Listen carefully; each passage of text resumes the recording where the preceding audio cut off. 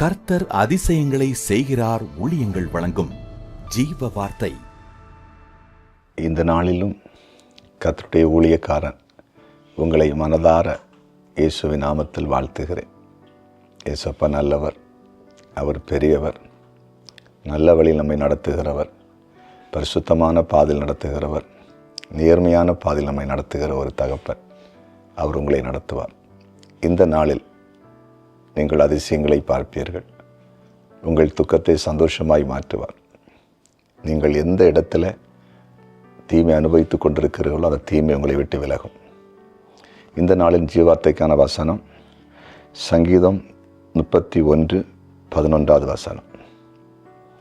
என் சத்துருக்களாகிய யாவர் நிமித்தமும் என் அயலானருக்கு நிந்தையும் எனக்கு அறிமுகமானவர்களுக்கு அருக்களிப்புமானேன்.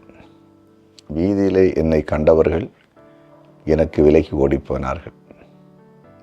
என்னை கண்டவர்கள் எனக்கு விலகி ஓடிப்போனார்கள். நம்மை பார்க்கும் பொழுது மற்றவர்கள் விலகி போகிறாங்கன்னா, ஓடி போகிறாங்கன்னா, நம்ம எப்படி இருக்கிறோம் நினச்சி பாருங்கள். ஒன்றில் ஒரு பெரிய துன்மார்க்கனாக இருக்கணும், ஒரு பெரிய ரவுடியாக இருக்கணும், ஒரு பெரிய டெரராக இருக்கணும். அப்போ தான் நம்ம பார்க்கும்போது இவன்கிட்ட போனால் இவன் அடிச்சிடுவான், குத்திடுவான், வெட்டிடுவான்னு ஒதுங்கிடுவாங்க. மற்றபடி எப்போ நம்ம கண்டு விலகி போவாங்க தெரியுமா? நம்மகிட்ட ஒன்றும் இல்லாமல் இருக்கும்போது, நம்மகிட்ட பணம் இல்லை, பொருள் இல்லை, காசு இல்லை, இந்த நிலையில் இருக்கும்போது இவன்கிட்ட போனால் ஏதாவது நம்மகிட்ட உதவி கேட்டுருவானோ, நம்ம எதாவது ஹெல்ப் பண்ண வேண்டிய இருக்குமோ, அந்த ஒரு எண்ணம் இருக்கும்போது கூட விலகி போவாங்க. ஏன்னா உங்களால் அப்படிப்பட்ட நம்ம கஷ்டமான நிலையில் இருக்கும்போது யாருக்கும் பிரயோஜனப்பட மாட்டேன்ல, அப்போ விலகி தான் போவாங்க. நமக்கு ஏதாவது நிறைய காரியங்கள் இருந்துச்சுன்னா, பணம் இருந்து பொருள் இருந்து செல்வாக்கு தான் 4 பேர் சேர்ந்துருவாங்க. உங்கள்கிட்ட போனால் ஹெல்ப்பு கிடைக்கும், உதவி கிடைக்கும், நன்மை செய்வாங்க, சாப்பாடாவது கொடுப்பாங்க அப்படின்னு வந்துடுவாங்கல்ல. இன்றைக்கி நீங்கள் எப்படி இருக்கிறீங்க?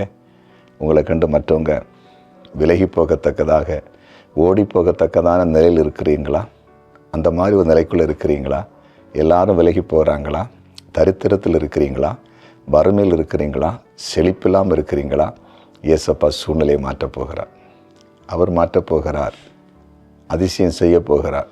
உங்கள் வாழ்க்கையை ஆண்டவர் மேன்மைப்படுத்த போகிறார். இன்றிலிருந்து வாசல்கள் உங்களுக்காக திறக்கப்பட போகிறது. தேவனுடைய கரம் உங்களுக்காக செயலாற்றப் போகிறது. நீங்கள் அதிசயங்களை பார்க்க போகிறீர்கள். சரியா? ஜெபிப்போமா? ஜெபிக்கலாம். எங்கள் அன்பு ஆண்டவரே, உம்முடைய பிரசன்னத்துக்காக நன்றி. உம்முடைய கிருபைக்காக நாங்கள் நன்றி செலுத்துகிறோம். நீர் பேசின வார்த்தைக்காய் ஸ்தோத்திரம். உம்முடைய பிள்ளைகளை மற்றவர்கள் பார்த்த உடனே இவர்களை விட்டு விலகி ஓடுகிற அனுபவத்தில் இவர்கள் ஒன்றில்லாத நிலையில் இருக்கிறார்களா? ஆண்டவரை நீர் இப்போது கண்ணோக்கி பாரும். இப்போது உம்முடைய மகிமை இறங்கட்டும். எல்லாரும் இவர்களை நாடி தேடி ஓடி வரத்தக்கதாக அப்படிப்பட்ட ஒரு அதிசயத்தை உங்கள் வாழ்க்கையில் செய்யுங்க.